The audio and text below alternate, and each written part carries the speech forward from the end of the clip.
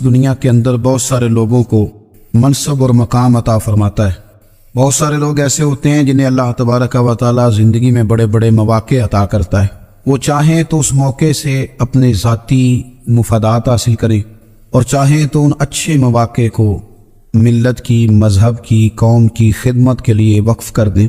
کچھ لوگ ایسے ہوتے ہیں کہ جو کسی مقصد کے حصول کی طرف سفر تو کر رہے ہوتے ہیں، لیکن اس کے پیچھے زیادہ تر ان کے ذاتی مفادات کار فرما ہوتے ہیں اور وہ اپنے دنیاوی مقاصد کے لیے، اپنے اور اپنے خاندان کے دنیاوی فوائد کے لیے کوشش کر رہے ہوتے ہیں۔ ایسے لوگ بھی محدود رہ جاتے ہیں، ان کی سوچ بھی محدود رہ جاتی ہے اور کئی دفعہ کچھ تھوڑی دیر کے لیے ان کے نام ابھرتے ہیں اور پھر ہمیشہ کے لیے دب جاتے ہیں۔ کچھ لوگ ایسے ہوتے ہیں جو زندگی کے اندر اللہ کے لیے، اللہ تعالیٰ کی رضا کے لیے، رسول پاک صلی اللہ تعالیٰ علیہ وسلم کی خوشنودی حاصل کرنے کے لیے، دین کی، ملت کی، ملک کی سربلندی کے لیے آگے آنا چاہتے ہیں۔ میرا رب کریم قرآن مجید سورہ حج میں ارشاد فرماتا ہے کہ الذین ان مکناہم فی الارض، کچھ لوگ ایسے ہیں کہ اگر ہم انہیں زمین میں اقتدار دیں، زمین میں اگر ہم انہیں قابو دیں تو وہ کیا کریں گے؟ اقاموا الصلاۃ وآتوا الزکوٰۃ، وہ نماز قائم کریں گے، زکوٰۃ ادا کریں گے، وامروا بالمعروف، نیکی کا حکم دیں گے، ونہوا عن المنکر، اور لوگوں کو بری باتوں سے منع کریں گے۔ وہ دینی، فکری، اصلاحی انقلاب برپا کر دیں گے، نماز کو عام کریں گے، زکوٰۃ کو عام کریں گے، بھلائی کا حکم دیں گے اور برائی سے منع کریں گے۔ اللہ تبارک و تعالیٰ نے ان لوگوں کو جب اقتدار دیا، وہ کون لوگ تھے؟ سیدنا صدیق اکبر، حضرت فاروق اعظم، سیدنا عثمان غنی، حضرت مولا علی رضوان اللہ تعالی علیہم اجمعین۔ اللہ نے جب ان لوگوں کو اقتدار دیا زمین کے اندر، اللہ تبارک و تعالی نے انہیں نبی پاک علیہ الصلوۃ والسلام کی نیابت کے لیے چنا، تو ان لوگوں نے یہ انقلاب برپا کیا، نمازیں عام ہو گئیں، شوق سے لوگ صدقات و خیرات دینے لگے، بھلائی عام ہوئی، برائی کا کلا کما کیا گیا۔ ہمارے ہاں بھی لوگ احتساب کی باتیں کرتے ہیں، ہمارے ہاں بھی لوگ کہتے ہیں کہ میں رشوت خوری کو، کرپشن کو، ناجائز چیزوں کو ہمیشہ کے لیے جڑ سے اکھیڑ پھینکوں گا۔ لوگ دوسروں سے مطالبہ کرتے ہیں کہ یہ سارے کام جائز کریں، لیکن خود اس پر عمل کرنے کو تیار نہیں ہوتے۔ یاد رکھ لیں کہ یہ جو احتساب ہے یہ انسان کی اپنی ذات سے شروع ہوتا ہے۔ آپ جب نظام احتساب دنیا کے اندر مستحکم کرنا چاہتے ہیں تو اس میں پھر آپ کو اپنی ذات کو سامنے پیش کرنا پڑے گا۔ آج ہم بات کرنے جا رہے ہیں سیدنا فاروق اعظم رضی اللہ تعالیٰ عنہ۔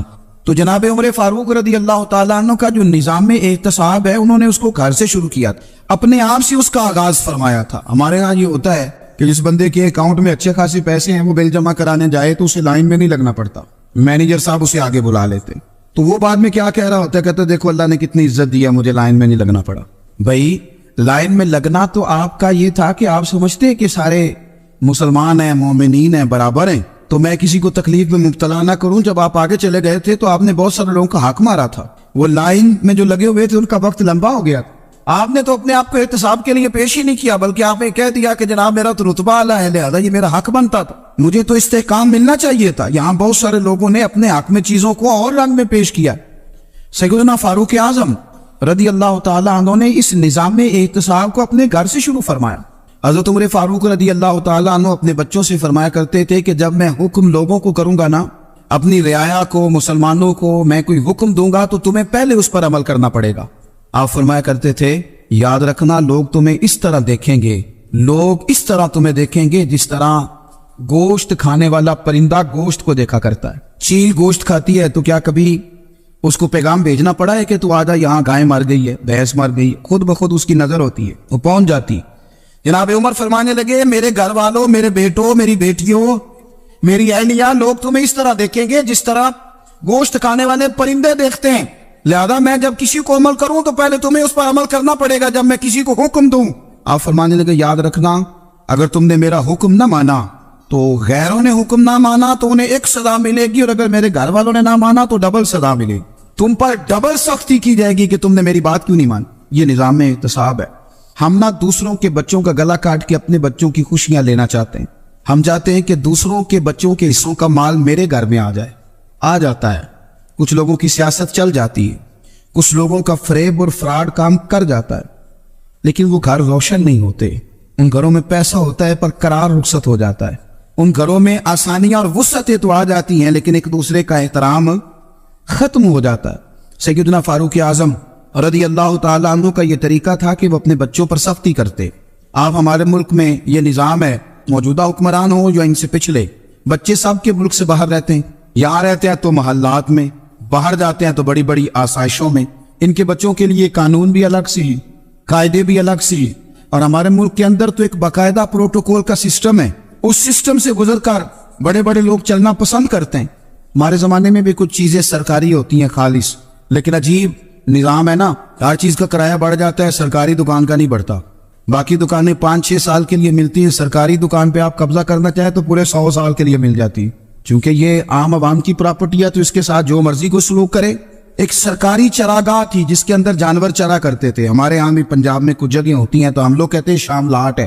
سرکاری چراگاہ میں جانور چرا کرتے تھے. حضرت عمر فاروق رضی اللہ تعالیٰ عنہ کے صاحبزادے سیدنا عبداللہ ابن عمر رضی اللہ تعالیٰ عنہ نے بھی ایک اونٹ خرید لیا. تو سب لوگوں کے جانور سرکاری چراگاہ میں چرتے تھے، آپ نے بھی اپنا جانور وہاں چرنے کے لیے، کھانے پینے کے لیے چھوڑ دیا. وہ جب اونٹ آیا تو پتلا تھا، کچھ دنوں کے بعد وہ فربا ہو گیا، طاقتور ہو گیا، موٹا تازہ ہو گیا. حضرت سیدنا عبداللہ ابن عمر رضی اللہ تعالیٰ عنہ نے بیچا تو وہ ڈبل قیمت سے بھی زیادہ کا بکا، کیونکہ پہلے دبلا پتلا تھا، اب موٹا تازہ فربا ہو گیا. حضرت سیدنا فاروق اعظم رضی اللہ تعالیٰ عنہ کو پتا چلا تو بلایا، فرمایا پتر اونٹ بیچ دیا ہے؟ ابا جی بیچ دیا ہے. فرمایا کتنے کا خریدا تھا؟ اتنے کا. بیچا کتنے کا؟ ڈبل قیمت بتائی. فرمایا اس طرح کر کے اصل رکھ لے اور جو اوپر ملی جائے مجھے دے دے. حضور آپ نے کیا کرنی ہے؟ فرمایا میں سرکاری خزانے میں جمع کروں گا. حضور کیوں؟ فرمایا اس لیے کہ تیرا اونٹ سرکاری جگہ پہ چرا کرتا تھا، وہ گھاس سرکاری جگہ سے کھاتا تھا. حضور سب کے کھاتے. عبداللہ ابن عمر کہنے لگے سب کے کھاتے ہیں. آپ فرمانے لگے تو سب میں شامل نہیں ہے، تو امیر المومنین کا بیٹا ہے، تجھے میں یہ حق نہیں دے سکتا. تیرے اوپر تھوڑی سختی زیادہ کی جائے، تجھے یہ حق نہیں ملے گا. تو اپنے اونٹ کو چونکہ سرکاری چراگاہ میں چرایا کرتا تھا، لہذا تجھے وہ جو اصل رقم یاد جمع کرانی پڑے گی. ہمارے تو بچے پہلی بات تو یہ ہے کہ بات ہی نہیں سنتے. یہ سب کے بچوں کی بات کر رہا ہوں، ٹیچر کے بچے ہوں، سیٹھ کے بچے ہوں، پیر کے بچے ہوں، امام صاحب کے بچے ہوں، کسی کے بچے ہوں، پہلے تو سنتے نہیں. اور اللہ خیر کرے، اگر آپ کوئی سنانا چاہیں تو فوری طور پر وہ ہوم منسٹری کے پاس پہنچ جاتے، ان کی اماں ان کی وکیل بن جاتی، آپ کیا ہی کچھ نہیں سکتے. حالات رخ بدل جاتے. اس کا نقصان یہ ہوتا ہے کہ ان کو تراشا نہیں جا سکتا، ان کو ہیرے نہیں بنایا جا سکتا. ان کے اوپر کچھ ایسی میل کچیل چڑھ جاتی ہے جو بڑی عجیب و غریب ہوتی. اور کچھ لوگ ایسے ہوتے ہیں جو خرابی کرنے میں بھی اپنا کردار ادا کرتے ہیں، خرابی کرنے میں. اور بڑے لوگوں سے منسلک ہونے کے لیے لوگ رستے تلاش کرتے ہیں، رستے. میں چونکہ چیزوں کا مطالعہ کرنے کا بڑا شوقین ہوں، تو میری والدہ داخل تھی کئی سال پہلے ہسپتال میں، تو مجھے اس ہسپتال میں کچھ دن رہنا پڑا. ایک پرائیویٹ ہاسپٹل تھا، تو اس میں انہوں جگہ جگہ لکھ کے لگایا تھا ملازمین کو بخشیش نہ دیں، ہم ان کو بڑی اچھی معقول تنخواہ دیتے ہیں، سیلری بڑی عمدہ ہے، تو لوگ بخشیش نہ دیں. میں نے جو مینجمنٹ کے لوگ تھے ہاسپٹل کی، ان میں سے ایک سے میں نے کہا کہ اگر کوئی بندہ اپنی خوشی سے دینا چاہے تو آپ نے بڑا موٹا لکھ کے لگایا برائے مہربانی ان کو بخشیش نہ دیں. اس نے بڑی قیمت، سادہ آدمی تھا پر میری بڑی اس نے مجھے بات بتائی، مجھے نفع ہوا. کہنے لگے مولوی صاحب جب کچھ امیر لوگ اسپتال میں مریض لے کے آتے ہیں تو وہ صفائی والے کو پہلے ہی 500 روپیہ دکھا لیتے ہیں آتے ہی، پھر وہ جیسی آواز دیتے ہیں صفائی والے فٹافٹ اندر آتے ہیں، ان کا کمرہ صاف کرتے ہیں. تو سارے تو بیچارے اتنے مالدار نہیں ہوتے کہ آتے ہی پہلے کام والے کو 500 دیں. پھر نقصان کیا ہوتا ہے کہ یہ جن کی ذمہ داری ہے بہت ساری ڈیوٹیاں کرنے کی، یہ ڈیوٹی نہیں کرتے. یہ پلٹ پلٹ کے ان کے طرف دیکھتے ہیں جن کے گھر سے سالن صحیح آتا ہے، ادھر ان کی توجہ زیادہ ہو جاتی ہے، جو نوٹ ان کو زیادہ دکھاتے ہیں، جو پھل لے کے آتے ہیں تو آدھا ان کو دیتے ہیں. تو ہم یہ کہتے ہیں یہ کام ہی نہ کرو، یہ اپنی تنخواہ پہ کام کریں تاکہ ہر آنے والے کا درد سمجھیں، ہر ایک کو یکساں یہ سروسز فراہم کریں. تو ہم یہ کام کرتے ہیں. ہم ایم پی اے کی اور کسی سے ہمارا تعلق نہ بنے تو ہم جناب اس کے ڈرائیور سے ہی تعلق بنا لیتے ہیں. ہم وہ جو آپریٹ کرنے والا ہوتا ہے ٹیلی فون، اسی سے بڑا تعلق بناتے ہیں، اس کو مٹھائی کا ڈبہ جلدی پہنچا دیتے. تو اسی طرح سے بڑے لوگوں کی اولادوں کو بگاڑا جاتا ہے. حضرت عاصم بن عمر رضی اللہ تعالیٰ عنہ یہ سیدنا فاروق اعظم کے بیٹے تھے. مصر گئے تو لوگوں کو پتا چلا حضرت عمر کے بیٹے آئے، لوگوں نے تحفے دیے، بڑی بڑی چیزیں آپ کو دی، حضرت عمر کا بیٹا ہے، بڑے گفٹ دیے. تو صاحبزادے واپس آئے تو ان کے پاس بڑے تحائف تھے. سیدنا عمر فاروق رضی اللہ تعالیٰ عنہ نے دیکھا تو فرمایا ادھر لانا تحفے. کہا بھائی لوگوں نے مجھے دیے ہیں. فرمایا تو نے کیوں بتایا تھا کہ میں امیر المومنین کا بیٹا ہوں؟ کہا حضور ان کو ویسے ہی پتا چل گیا. فرمانے لگے پتر یہ تحفے تمہیں اس لیے ملے ہیں کہ تم امیر کے بیٹے ہو، یہ تحفے تمہارا حق نہیں، کیونکہ تمہیں اس کرسی کی وجہ سے ملے ہیں اور یہ کرسی مسلمانوں کی ہے، لہذا یہ حق بھی مسلمانوں کا ہی ہے. یہ لا سارے مال غنیمت میں جمع کیے جائے.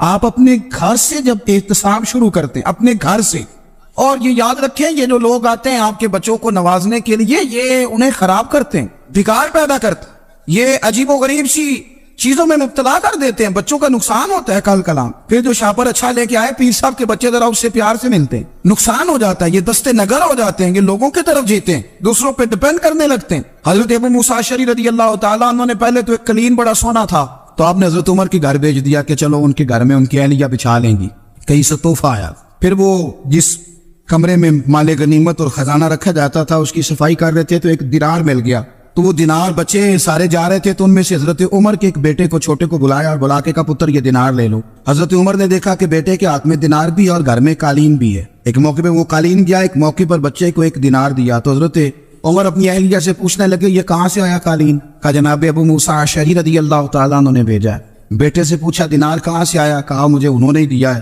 آپ نے وہ دینار بھی لیا اور قالین بھی لیا اور اس کو لپیٹا اور جناب ابو موسیٰ اشعری کو بلایا اور اتنے سخت ناراض تھے، فرمانے لگے ابو موسیٰ اشعری سے کہنا میرے پاس پیدل آئے، گھوڑے پہ نہ آئے۔ اور جب آئے حضرت ابو موسیٰ اشعری تو جناب عمر اتنے ناراض ہوئے کہ وہ قالین لپیٹ کر تو ان کے سر پہ مار دیا، فرمانے لگے پکڑو اپنا دینار، تمہیں پورے مدینے میں میرے بیٹے کے علاوہ کوئی اور نہیں ملے گا جسے تم خراب کر سکو، میرا پتر ہی ملا تھا بگاڑنے کی، کس نے اجازت دی تم میرے بیٹے کو دینار دو، کیوں لائے تم میرے گھر میں قالین؟ حضرت عمر فاروق رضی اللہ تعالیٰ عنہ فرمانے لگے میں زمین پہ سونے کا عادی ہوں، زمین چٹیل بھی ہو تو رب کا بندہ بن کے سوتا ہوں تو اللہ مجھے آرام اور سکون کی نیند عطا فرما دیتا ہے، مجھے تمہارے مخملوں کی اور قالینوں کی ضرورت نہیں ہے۔ احتساب یہاں سے شروع ہوتا ہے بھائی، یہاں ہم نہ اپنے گھر میں بیٹھ کے مایوس باتیں کرتے ہیں اور فلانے کے بچے کہاں پہنچ گئے، فلانے کے بعد بڑا پیسہ آ گیا، میں کچے مکان میں رہوں، میں یہ کروں، دیکھو مجھے نہیں سوری، یہ تو آپ مایوسی والی باتیں کر رہے ہیں، یہ تو آپ کمزور باتیں کر رہے ہیں، یہ تو اس طرح کی باتیں تو ہارے ہوئے لوگ کرتے ہیں۔ اس طرح کا لب و لہجہ تو ان لوگوں کا ہوتا ہے جو احساس کمتری کا شکار ہوتے ہیں۔ یہ آپ نے کس طرح کا لب و لہجہ اپنے بچوں کو آپ بھکاری بنا رہے ہیں تاکہ دوسروں کو دیکھ کے تو مایوس ہو جائیں؟ اٹھ باندھ کمر کیوں ڈرتا ہے، پھر دیکھو خدا کیا کرتا ہے۔ آپ کا جو احساس ہے وہ اتنا خوبصورت ہو، آپ کے لہجے کے اندر اس قدر ٹھہراؤ ہو، آپ کو اطمینان آ چکا ہو، اور آپ کے بچے کبھی بھی کمپیریزن نہ کریں اپنا کسی کے ساتھ، کبھی بھی انہیں کرنے نہ دیں آپ، وہ کبھی یہ بات نہ کریں کہ فلانے زیادہ اچھا کھاتے پیتے ہیں تو ہم کدھر ہیں، کرنے نہ دیں۔ انہیں بتائیں کہ بیٹا اپنی مٹی پہ چلنے کا سلیقہ سیکھو، سنگ مرمر پہ چلو گے تو پھسل جاؤ گے۔ ان کو بتائیں کہ جو تمہارے پاس ہے یہ خدا کا عطیہ ہے، اسی پر تم نے قناعت کرنی کبھی بھی۔ حضرت زید بن حارثہ سے نبی پاک صلی اللہ علیہ وسلم کو بڑا پیار تھا، پھر ان کے بیٹے حضور کے غلام زادے حضرت اسامہ بن زید کے ساتھ بھی حضور بڑا پیار کرتے، لیکن یہ تو مسلمہ حقیقت ہے نا کہ عظمت اور شان تو سیدنا فاروق اعظم کی زیادہ ہے۔ امت کا اتفاق ہے کہ نبیوں کے بعد سب سے بڑا درجہ جناب صدیق اکبر کا، اور پھر اللہ نے مقام عطا کیا حضرت فاروق اعظم کو، یہ بڑے لوگ تھے۔ ایک دفعہ مال تقسیم ہو رہا تھا تو حضرت عمر رضی اللہ تعالیٰ عنہ نے نا حضرت اسامہ بن زید کو 4000 دینار دیے اور اپنے بیٹے عبداللہ ابن عمر کو 3000 دینار دیے۔ تو حضرت عبداللہ ابن عمر گھر جا کے کہنے لگے ابا جی اسامہ میں وہ کون سی خوبی ہے جو میرے اندر نہیں، اور اسامہ کے باپ میں وہ کون سی خوبی ہے جو آپ کے اندر نہیں۔ تو حضرت عمر کی عاجزی دیکھیے، حالانکہ بال اتفاق دنیا جانتی ہے کہ جناب عمر فاروق رضی اللہ تعالیٰ عنہ افضل ہیں، پھر بھی پتہ اپنے بیٹے سے کیا کہتے ہیں؟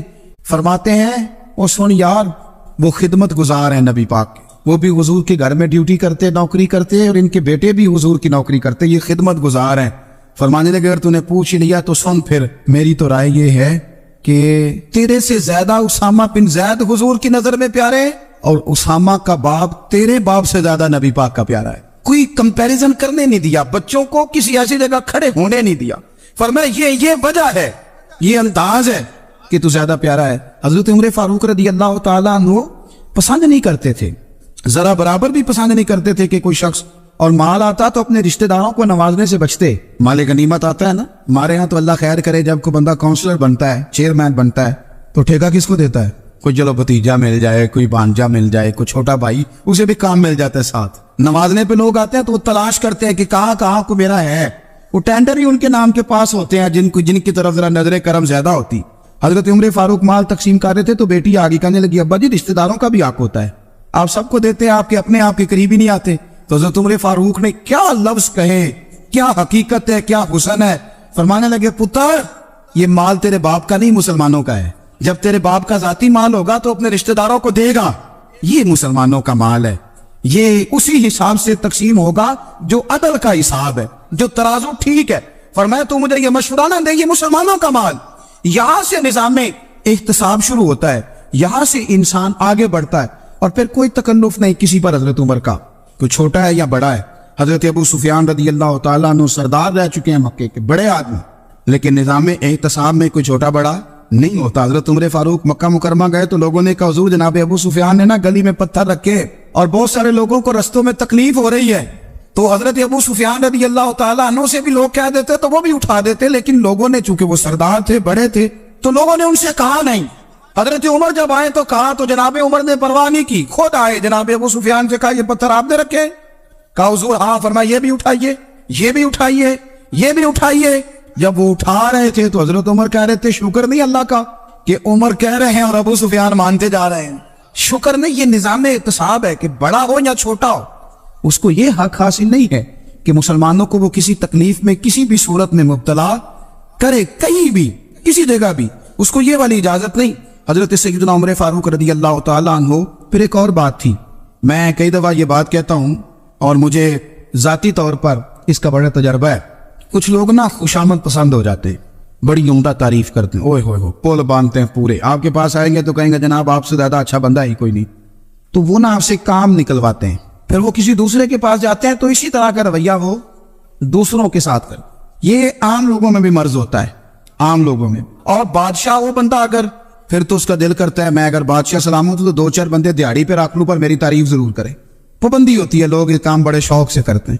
اور شیخ سعدی فرمایا کرتے تھے لکڑی کو گھن کھا جاتی ہے اور بڑے لوگوں کو خوشامد کھا جاتی ہے خوشامد۔ حضرت عمر فاروق رضی اللہ تعالیٰ عنہ اس معاملے میں بڑے مضبوط تھے۔ ویسے مجھے اور آپ کو اچھا کون لگتا ہے؟